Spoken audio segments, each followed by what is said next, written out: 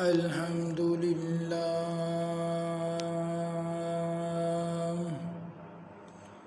الحمد للہ رب العالمین والصلاة والسلام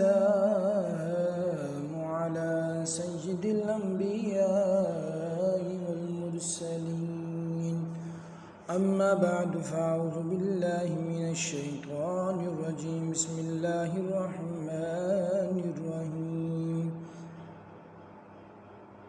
تمام احباب مل کر درود پاک پڑھیں۔ اللہم صل علی سیدنا و مولانا محمد وعلی آل واصحاب سیدنا و مولانا محمد وبارک وسلم وصلوا علیہ۔ عزیزان گرامی، اللہ تعالیٰ کا نظام قدرت ہے کہ دنیاوی زندگی میں تقریباً ہر انسان کے اندر کچھ خوبیاں اور کچھ خامیاں پائی جاتی ہیں۔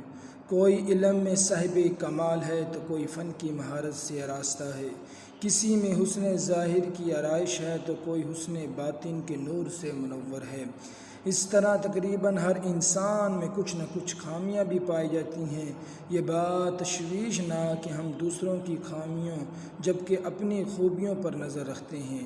کاش ہمیں دوسروں کی خوبیاں اور اپنی خامیاں ڈھونڈنے کی عادت پڑ جائے تاکہ خود کو سنوار کر دونوں جہاں میں کامیاب ہو سکیں۔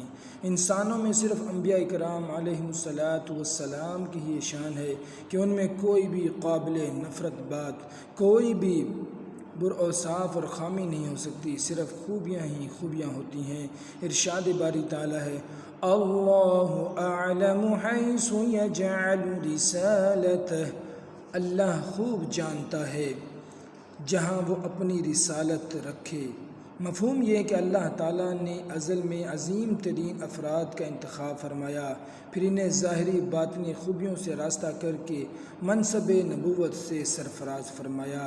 پھر اللہ ازل نے بعض انبیاء کرام علیہم السلام کو دیگر کی بنسبت زیادہ خوبیوں سے نوازا، انہیں مزید انعامات عطا کر کے دیگر سے افضل بنایا۔ اگرچہ نفس نبوت میں سب برابر ہیں، چنانچہ تمام انبیاء کرام علیہم السلام میں سب سے اعلیٰ شان ہمارے آقا کریم صلی اللہ تعالی علیہ وآلہ وسلم کو عطا کی۔ آپ کے بعد بلند ترین مرتبہ آپ کے جد و امجد اور اپنے خلیل سیدنا ابراہیم علی نبینا و علیہ السلام کو عطا فرمایا۔ سیدنا ابراہیم علی نبینا و علیہ السلام کو بارگاہ خداوندی میں جو اعلیٰ مقام اور عزت و جاہت حاصل ہے اسے ظاہر کرنے کے لیے اللہ تعالیٰ نے آپ کو مخلوق میں بے پناہ مقبولیت اور مرکزیت عطا فرمائی۔ حضرت آدم اور حضرت نوح علیہ نبینا علیہ السلام کے بعد تمام الہامی مذاہب میں سیدنا ابراہیم مرکزی شخصیت ہیں۔ سبھی انبیاء آپ سے نسبت رکھتے ہیں، آپ کی شخصیت مرکز الملل اور نقطہ اتصال ہے۔ اللہ تعالیٰ نے فرمایا، وَلَقَدْ أَرْسَلْنَا نُوحًا وَإِبْرَاهِيمَ وَجَعَلْنَا فِي ذُرِّيَّتِهِمَا النُّبُوَّةَ وَالْكِتَابَ، ہم نے نوح اور ابراہیم کو رسول بنایا اور ان کے مزید اعزاز کے لیے نبوت اور کتاب انہی کی اولاد کو عطا فرمائی۔ چنانچہ چاروں مشہور کتابیں انہی کی اولاد میں تشریف لانے والے رسولوں کو عطا ہوئیں۔ اللہ تعالیٰ نے بعد والی تمام شریعتوں میں سیدنا ابراہیم علیہ نبینا و علیہ السلام کی سنتوں کو باقی رکھا۔ مفسرین نے لکھا ہے، آپ کے لیے سب سے بڑا اعزاز یہ ہے کہ اللہ عز و جل نے سید الانبیاء صلی اللہ علیہ وسلم کو آپ کی اولاد میں پیدا فرمایا، پھر آپ صلی اللہ علیہ وسلم کو ان کی موافقت کرنے کا حکم دیتے ہوئے فرمایا، ثم اوحینا الیک ان اتبع ملت ابراہیم حنیفا وما کان من المشرکین۔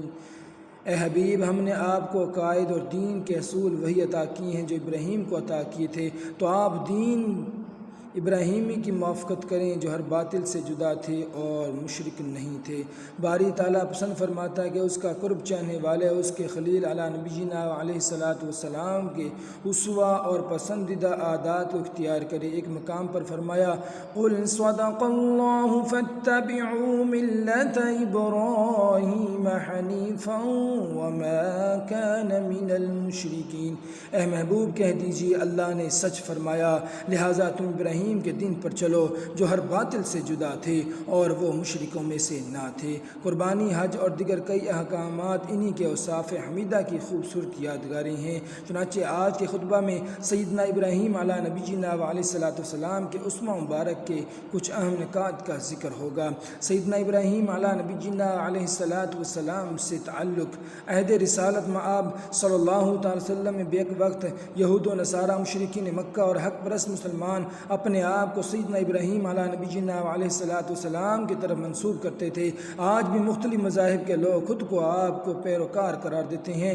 حقیقت میں کون ابراہیمی ملت پر قائم ہے؟ اس حوالے سے باری تعالیٰ نے فرمایا، ان اولی الناس بابراہیم للذین اتبعوه وهذا النبی والذین آمنوا واللہ ولی المؤمنین۔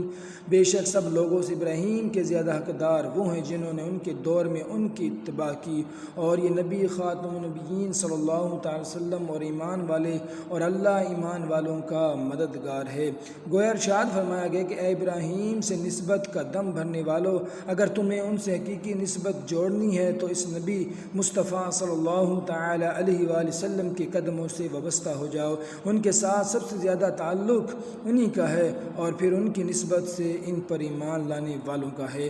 اللہ تعالیٰ نے قرآن مجید میں کئی جگہ سیدنا ابراہیم علیہ نبی جینا علیہ السلام کا یہ وصف ذکر فرمایا کہ وہ حنیف تھے، یعنی ہر باطل کو چھوڑ کر اللہ تعالیٰ کے پسندیدہ دین اسلام کی طرف مائل تھے، اسلام پر نہایت پختگی کے ساتھ قائم تھے اور شرک سمیت کسی باطل کی طرف توجہ بھی نہیں فرماتے تھے۔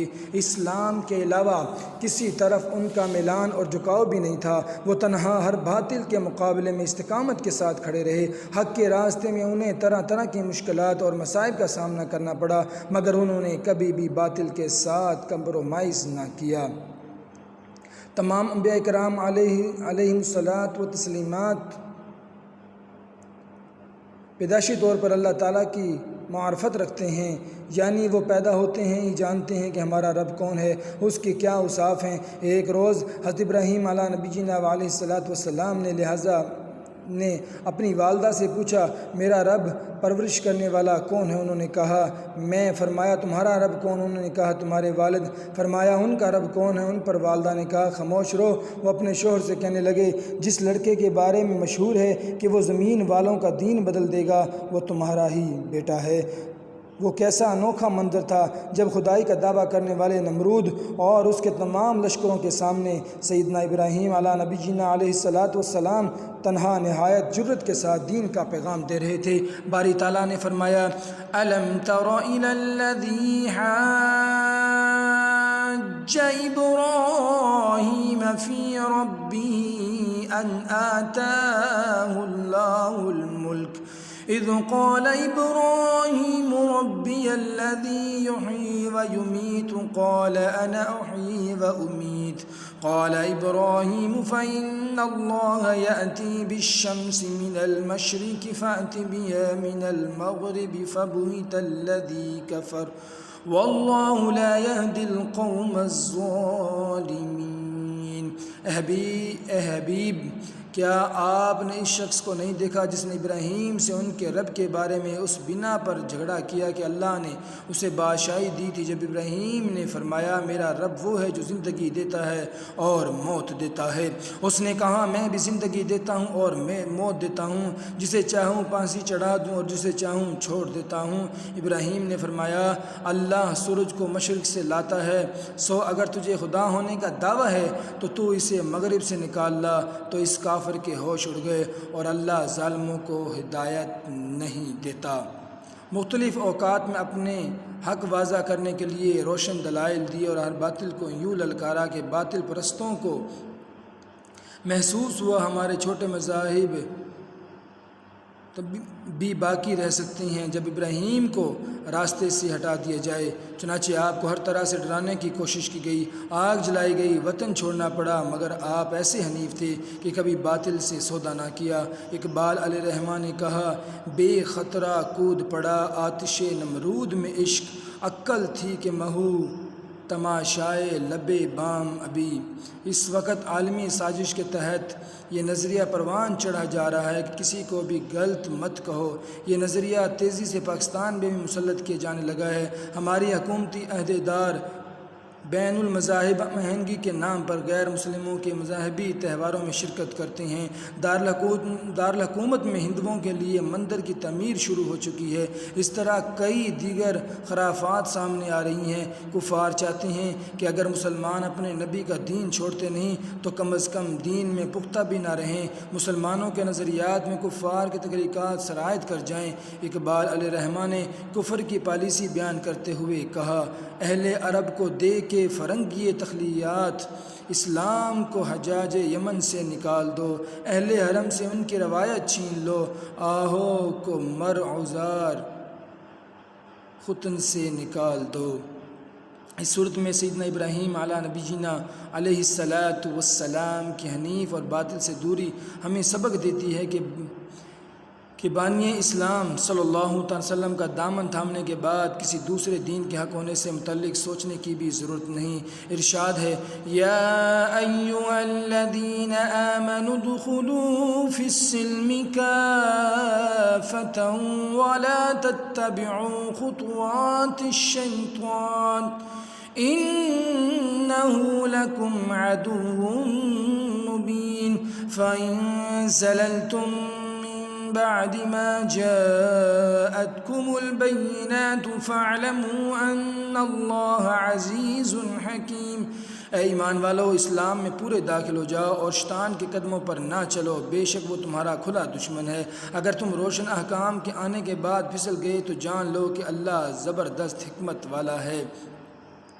آیت کریمہ میں کفار سے خطاب نہیں بلکہ مسلمانوں سے ہے۔ گویا رب ذوالجلال جل مجدہ نے فرمایا، میرے حبیب صلی اللہ تعالی علیہ وآلہ وسلم کے دامن کرم سے وابستہ ہونے کے بعد دائیں بائیں دیکھنے والوں تمہیں کسی اور طرف توجہ کی ضرورت نہیں، انہی سے تعلق کو مضبوط کرو اور دل و جان سے ان کے فرما بردار بن جاؤ، تمہیں دونوں جہاں کی سعادتیں یہی میسر ہو جائیں گی۔ شیطان کو دونوں جہاں کی ذلت اس لیے اٹھانا پڑی کہ اس نے تکبر کرتے ہوئے ہمارے جد و امجد سیدنا آدم علیہ نبی جینا علیہ السلام کی تعظیم سے انکار کیا، چنانچہ وہ ذلیل ہو کر اولاد آدم کا دشمن بن گیا۔ جنت سے نکلتے ہوئے ہی اس نے یہ ٹھان لی تھی کہ وہ اولاد آدم کو گمراہ کرنے اور ان میں زیادہ سے زیادہ افراد کو جہنمی بنانے کے لیے اپنا پورا زور لگا دے گا۔ اللہ تعالیٰ نے قرآن مجید میں متعدد جگہ انسانوں کو ارشاد فرمایا کہ شیطان تمہارا دشمن ہے، اس کی چالوں سے بچ کر رہنا۔ ایک مقام پر یوں ارشاد فرمایا، ان الشیطان لکم عدو فاتخذوه عدوا انما يدعو حزبه ليكونوا من اصحاب السعیر۔ بے شک شیطان تمہارا دشمن ہے تو تم بھی اسے اپنا دشمن سمجھو، بے شک وہ اپنے گروہ پیروی کرنے والوں کو اس لیے دعوت دیتا ہے کہ وہ جہنمی بن جائیں۔ قرآن مجید کے مطابق انسان کو برائی، نافرمانی اور گمراہی میں مبتلا کرنے کے لیے شیطان کا طریقہ واردات یہ ہے کہ وہ انسان کے ذہن میں ایسے خیالات ڈالتا ہے، اگر انسان شریعت سے رہنمائی نہ لے تو شیطانی خیالات اور وسوسات وغیرہ کی وجہ سے اسے برا کام بھی اچھا معلوم ہونے لگتا ہے۔ جب شیطان کو دھتکارا گیا تو اس نے باری تعالیٰ کے سامنے گستاخانہ لہجے میں کہا تھا، ربی بما اغویتنی لأزینن لہم فی الارض ولأغوینہم اجمعین الا عبادک منہم المخلصین۔ اے اللہ، قسم سے میں ضرور زمین میں اولاد آدم کے لیے تیری نافرمانی کو خوشنما بنا دوں گا اور ضرور ان سب کو گمراہ کروں گا، البتہ تیرے مخلص بندوں پر میرا بس نہیں چل سکتا۔ سیدنا ابراہیم علیہ نبی جینا علیہ السلام اللہ تعالیٰ کے ان پسندیدہ بندوں میں سے ہیں جن کے سامنے شیطان ہمیشہ بے بس رہا اور ہر موقع پر ذلت اٹھائی۔ جب سیدنا ابراہیم علیہ نبی جینا علیہ السلام نے خواب میں دیکھا کہ وہ اپنے بیٹے کو ذبح کر رہے ہیں تو شیطان نے کہا، واللہ لئن لم افتن عند هذا على ابراہیم لا افتن احدا منہم ابدا۔ اللہ کی قسم آج میرے لیے اچھا موقع ہے، اگر میں اب بھی آل ابراہیم کو اپنے جال میں نہ پھنسا سکا تو ان میں سے کوئی بھی کبھی میرے فتنے میں مبتلا نہیں ہوگا۔ چنانچہ سیدنا ابراہیم علیہ نبی جینا علیہ السلام شہزادے کو ذبح کرنے کے لیے لے گئے تو وہ ایک جانے پہچانے شخص کی صورت میں آپ کی اہلیہ محترمہ کے پاس آ کر کہنے لگا کیا آپ کو معلوم ہے کہ ابراہیم آپ کے بیٹے کو کہاں لے جا رہے ہیں؟ انہوں نے فرمایا مجھے معلوم نہیں، وہ اسے ذبح کرنے کے لیے لے جا رہے ہیں، ایسا ہرگز نہیں ہو سکتا، وہ اپنے بیٹے پر بہت زیادہ مہربان ہیں۔ کہنے لگا وہ سمجھتے ہیں کہ انہیں ان کے رب نے یہ حکم دیا ہے، اگر ان کے رب نے یہ حکم فرمایا ہے تو اپنے رب کی فرما برداری کر کے انہوں نے بہت اچھا کیا ہے۔ یہاں سے ناکامی کے بعد شہزادہ والا شان کے پاس پہنچا، وہ والد گرامی کے پیچھے پیچھے چل رہے تھے۔ کہنے لگا کیا آپ کو معلوم ہے کہ آپ کے ابا جان آپ کو کہاں لے جا رہے ہیں؟ انہوں نے فرمایا مجھے معلوم نہیں۔ کہنے لگا وہ آپ کو ذبح کرنے کے لیے اپنے ساتھ لے جا رہے ہیں۔ فرمایا کیوں؟ میرے والد گرامی ایسا نہیں کر سکتے۔ کہنے لگا وہ سمجھتے ہیں کہ ان کے رب نے انہیں یہ حکم فرمایا ہے تو انہیں رب تعالیٰ کے حکم پر ضرور عمل کرنا چاہیے۔ اللہ تعالیٰ کے حکم کے سامنے سر تسلیم خم ہے۔ یہاں سے بھی ذلت اٹھانے کے بعد وہ سیدنا ابراہیم علیٰ نبینا علیہ السلام کے پاس آیا۔ کہنے لگا کہاں کا ارادہ ہے؟ اللہ کی قسم میرا تو خیال ہے کہ شیطان نے آپ کو خواب میں آ کر کہا کہ بیٹے کو ذبح کر دے۔ آپ نے اسے پہچان لیا اور فرمایا دشمن خدا مجھ سے دور ہو جاؤ، اللہ تعالیٰ کی قسم میں اپنے رب کا حکم ضرور پورا کروں گا۔ سیدنا عبداللہ بن عباس رضی اللہ تعالیٰ عنہ نے جان رحمت صلی اللہ علیہ وسلم سے روایت کیا جب ابراہیم علیٰ نبینا علیہ السلام کے پاس پہنچا شیطان تو شیطان آپ کے سامنے آیا، آپ نے اسے 7 کنکریاں ماری حتیٰ کہ وہ زمین میں دھس گیا۔ پھر دوسرے جمرے کے پاس آپ کے سامنے آیا، آپ نے پھر اسے 7 کنکریاں ماری حتیٰ کہ وہ زمین میں دھس گیا۔ پھر تیسرے جمرے کے پاس سامنے آیا، آپ نے پھر 7 کنکریاں ماری حتیٰ کہ وہ زمین میں دھس گیا۔ ہر جگہ سیدنا ابراہیم علیہ نبینا علیہ السلام نے اللہ کی رحمت سے شیطان کو ذلیل و ناکام کیا اور اللہ تعالیٰ کے حکم کو پورا کرنے کے لیے شہزادے کو زمین پر لٹا دیا۔ قرآن مجید فرماتا ہے فَلَمَّا أَسْلَمَا وَتَلَّهُ لِلْجَبِينِ وَنَادَيْنَاهُ أَن يَا إِبْرَاهِيمُ قد صدقت الرؤيا إنا كذلك نجزي المحسنين إن هذا لهو البلاء المبين وفديناه بذبح عظيم۔ تو جب ان کے دونوں نے ہمارے حکم پر گردن جھکا دی اور باپ نے بیٹے کو پیشانی کے بل اٹھایا، اس وقت کا حال نہ پوچھ، اور ہم نے اسے ندا فرمائی اے ابراہیم بے شک آپ نے خواب کو سچ کر دکھایا، ہم نیکی کرنے والے کو ایسا ہی صلہ دیتے ہیں، بے شک ضرور کھلی آزمائش تھی، اور ہم نے اسماعیل کے فدیے میں ایک بڑا ذبح دے دیا۔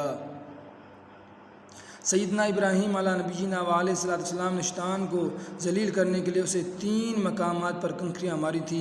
اللہ تعالیٰ نے اس عمل کو اتنا پسند فرمایا، قیامت تک کے لیے حاجی کو حکم دے دیا مناسک حج ادا کرنے کے بعد جہاں میرے خلیل نے شیطان کو کنکریاں ماری تھیں تم بھی وہی جانا، جتنی کنکریاں انہوں نے لی تھی اتنی ہی تم بھی لینا، جیسے انہوں نے ماری تھی ویسے ہی تم بھی مارنا، اگرچہ تمہیں نظر کچھ نہیں آ رہا مگر یہ عمل دہرانے سے تمہیں پیارے خلیل کی یاد آئے گی۔ ان کی اس ادا سے تربیت لیتے ہوئے یہ ذہن بنایا کہ جب کبھی شیطان اللہ تعالیٰ کے حکم پر عمل کرنے میں تمہارے سامنے کوئی رکاوٹ کھڑی کرنے کی کوشش کرے تو اسے ایسے ہی ذلیل کرنا ہے جس طرح پیارے خلیل علیٰ نبینا علیہ السلام نے کیا تھا۔ شیطان نے شروع دن سے یہ کہا تھا میں لوگوں کی نظر میں نافرمانی کو خوشنما بنا دوں گا، وہ لوگوں کو ایسے ہی برائی میں مبتلا کرتا ہے، برے کام کے بارے میں ایسے خیالات ذہن میں ڈالتا ہے کہ وہ انسان کو اچھے معلوم ہونے لگیں، اپنے کارندوں کے ذریعے برائی کے حق میں ایسے دلائل دیتا ہے کہ انسان چکرا جائے۔ آپ غور کیجئے، یہ شیطانی دھوکہ ہی تو ہے کہ اس کے کارندے ٹی وی پر بیٹھ کر موسیقی کی روح کو غذا کہہ رہے ہیں، یہ شیطان کی چال ہی تو ہے، اس کے نمائندے سود کو ترقی کا ذریعہ بتا کر اس کے حق میں دلائل لیتے ہیں۔ یہ شیطان ہی کا کارنامہ ہے کہ گزشتہ ہفتے میں ٹاک شوز کے اندر عورت کے لیے حجاب کو بوجھ قرار دیا جا رہا ہے، اور شیطان کے ایجنٹ قرآن مجید کے اس واضح حکم کے خلاف اپنی عقل کے گھوڑے دوڑا رہے تھے۔ شیطان ہی کا تو پھندہ ہے کہ سیاسی لیڈر کھلم کھلا اسلامی احکام کی خلاف ورزی کرتے ہیں تو بھی بیچارے جیالے اپنے پارٹی وابستگی کی پیش نظر نہ صرف خاموش رہتے ہیں بلکہ اپنے لیڈروں کو دفاع کرنے لگ جاتے ہیں۔ یہ شیطان ہی کی کارستانی ہے کہ انسان سوچتا ہے کہ شریعت پر عمل کروں تو زندگی مشکل ہو جائے گی، جھوٹ چھوڑوں گا تو کام کیسے چلے گا، صرف حلال پر کیسے گزارا ہوگا، بچوں کو دین کے لیے وقف کر دیا تو کھائیں گے کہاں سے۔ یہ شیطان ہی کی کارگزاری کہ اللہ تعالیٰ کے حکم کی خلاف ورزی کرنے کے بعد ہم افسوس کرنے اور پشیمان ہو کر توبہ کرنے کے بجائے مزید گناہوں میں مشغول رہتے ہیں اور دل بہلانے کے لیے کہہ دیتے ہیں اللہ بڑا مہربان وہ معاف کر دے گا۔ یہ شیطانی وسوسہ ہی تو ہے کہ انسان غیر محروموں کو دیکھتے ہوئے کہتا ہے کہ میں بری نظر سے تو نہیں دیکھ رہا۔ اسوہ ابراہیمی سے روشن حاصل کرتے ہوئے ہمیں اپنی زندگی کا یہ اصول بنا لینا چاہیے کہ شیطان جب بھی شریعت کے کسی حکم کے خلاف کوئی وسوسہ ذہن میں ڈالے یا اس کا کوئی درندہ شریعت کے خلاف بات کرے تو ایسی صورتحال میں اللہ تعالیٰ اور اس کے رسول صلی اللہ تعالیٰ علیہ وآلہ وسلم کے حکم پر عمل کریں اور شیطان کو ذلیل کریں گے۔ سیدنا ابراہیم علیہ نبی جنا علیہ السلام کو اللہ تعالیٰ نے بے شمار خوبیاں عطا فرمائی اور پھر ان کی خوبیوں پر ان کی تعریف بھی فرمائی۔ آپ کے عمدہ اوصاف میں سے یہ بھی ہے کہ آپ اپنے رب کے ایسے اطاعت گزار اور فرما بردار تھے کہ اس نے خود آپ کی فرما برداری کی تعریف فرمائی۔ آپ ہر باطل سے جدا، ہر باطل کو للکارنے والے اور محض اسلام کے پیروکار دائی تھے۔ تمام رشتوں اور نعتوں سے دین کو مقدم رکھتے تھے۔ وہ اپنے رب پر ایسا پختہ یقین رکھتے تھے کہ دنیا کی کوئی طاقت ان کے یقین میں ذرا بھر بھی کمی نہیں لا سکتی تھی۔ وہ اپنے رب کے احسانات پر اس کے نہایت شکر گزار تھے۔ اللہ تعالیٰ نے آپ کو بعد کے تمام آسمانی دینوں میں امام اور پیشوا بنایا اور آپ کا ذکر خیر باقی رکھا۔ اللہ تعالیٰ نے آپ کی اولاد میں انبیاء کرام علیہم الصلاۃ و تسلیمات پیدا فرمائے۔ سب سے بڑھ کر یہ کہ سید الانبیاء صلی اللہ تعالیٰ علیہ وسلم کو بھی آپ کی اولاد میں پیدا فرمایا۔ روز قیامت بھی آپ کو سرکار دو عالم صلی اللہ علیہ وسلم کے بعد سب سے زیادہ اعزاز و اکرام عطا کیا جائے گا۔ ہمیں چاہیے کہ آپ کے پسندیدہ اوصاف کو اختیار کر کے اپنی دنیا و آخرت سنواریں اور اللہ تعالیٰ کا قرب حاصل کرنے کی کوشش کریں۔ برطانیہ اور دیگر یورپی ممالک میں رہنے والے اکثر مسلم والدین اس حوالے سے پریشان ہیں کہ وہ اپنی اولاد کو برے ماحول سے محفوظ نہیں رکھ پاتے، نہ تو اپنے بچوں کو ان کی مرضی کے خلاف برے لوگوں کے ساتھ میل جول سے روک سکتے ہیں اور نہ ہی ڈانٹ ڈپٹ کر کے انہیں معاشرتی بگاڑ سے بچا سکتے ہیں۔ اللہ تعالیٰ رحمت عالم صلی اللہ تعالیٰ علیہ وآلہ وسلم اور آپ کے جد و امجد سیدنا ابراہیم علیہ السلام کے طفیل امت کو عروج عطا فرما۔ ہمیں اسوہ حسنہ اور اسوہ خلیل پر عمل کر کے دونوں جہاں میں کامیابی حاصل کرنے کی توفیق عطا فرمائے۔ آمین بجاہ النبی الامین صلی اللہ تعالیٰ علیہ وآلہ وسلم۔